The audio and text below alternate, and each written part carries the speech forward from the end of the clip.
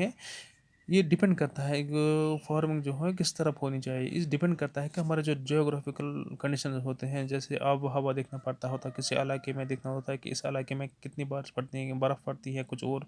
किस्म की जो होते हैं वहाँ पे कंडीशंस देखने होते हैं। या डिमांड भी हमें होता है, डिमांड ऑफ प्रोडक्शन कितनी, मतलब हमें डिमांड है इसकी, उसी के हिसाब से हम उसको फार्मिंग फिर करते हैं। लेबर का ख्याल रखना पड़ता है, हमें मजदूर देखना पड़ता है कि हमारे पास मजदूर है कि नहीं है, और फिर टेक्नोलॉजी का भी एक अहम रोल होता है।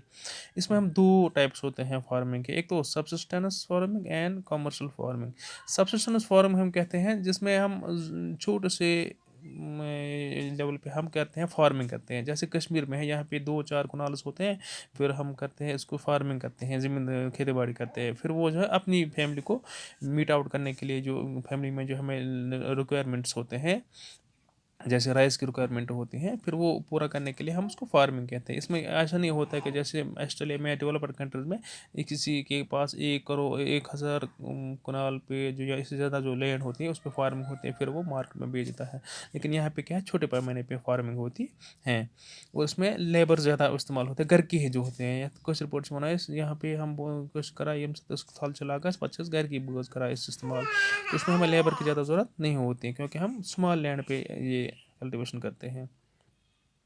ये सब्सिस्टेंस फार्मिंग में फिर दो किस्म आते हैं, intensive subsistence and primitive subsistence. Intensive subsistence हम कहते हैं कि जिसमें एक स्मॉल प्लॉट ऑफ लैंड जो होते हैं हम इस्तेमाल करते हैं, इसको सिंपल टूल जो होते हैं, इसमें ज़्यादा टेक्नोलॉजी का यूज़ नहीं होता है, और इसमें ज़्यादा लेबर्स लगते हैं, जो लेबर ज़्यादा वो काम करते हैं। और फिर जो है इसमें क्लाइमेट भी का भी एक अहम रोल होता है, क्लाइमेट देखना पड़ता है किस तरह से क्लाइमेट हो, क्योंकि जो जैसा कि वहाँ जिस एरिया का जो क्लाइमेट होता है वहाँ पे वही फसल जो उगाई जाते हैं जो उसमें वहाँ पे ग्रो हो। यहाँ पे क्या है, ज़्यादा इम्पोर्टेंट जो क्रॉप होता है वो राइस होता है, उसके बाद राइस के बाद वीट हैं, मेज़ हैं, पल्सेस हैं, बाकी ऑयल सीड्स हैं, दाल्स हैं, ये गंदम है, बाकी चीज़ इसमें आते हैं। उसके बाद है प्रिमिटिव्स में दो चीज़ें आती हैं, एक तो shifting cultivation and nomadic herding. Shifting cultivation में क्या होता है कि ये ज़्यादातर कहाँ पे होती है शिफ्टिंग कल्टीवेशन, ये खेती बाड़ी हम देखते हैं कि जो अमेज़न जो फॉरेस्ट होता है, जो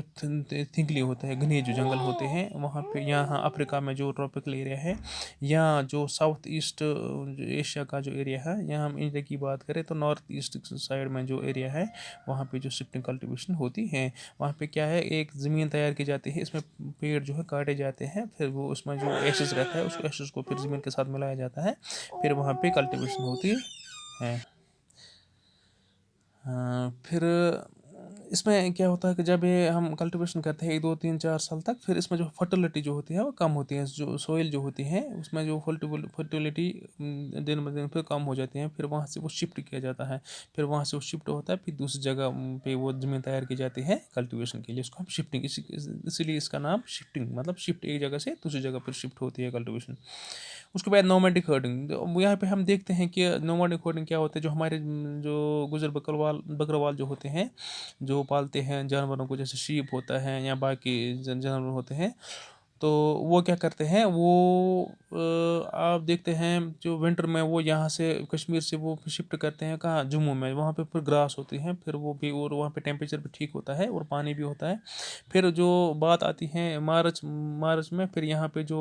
ये समर सीज़न होता है, फिर वो यहाँ आ जाते हैं, यहाँ पे जो ग्रास होता है या जो जानवरों के लिए फूडर इस्तेमाल होता है या वाटर होता है, वो यहाँ पे कश्मीर में अवेलेबल होता है, फिर वो यहीं पे आ जाते हैं, इसको हम कहते हैं नोमैडिक हर्डिंग। यानी कि वो एक जगह से दूसरी जगह, जो हमारे बकरवाल भाई होते हैं, एक जगह से दूसरी जगह वो करते हैं, फिर वो उनको बोलते हैं हम नोमैडिक हर्डिंग।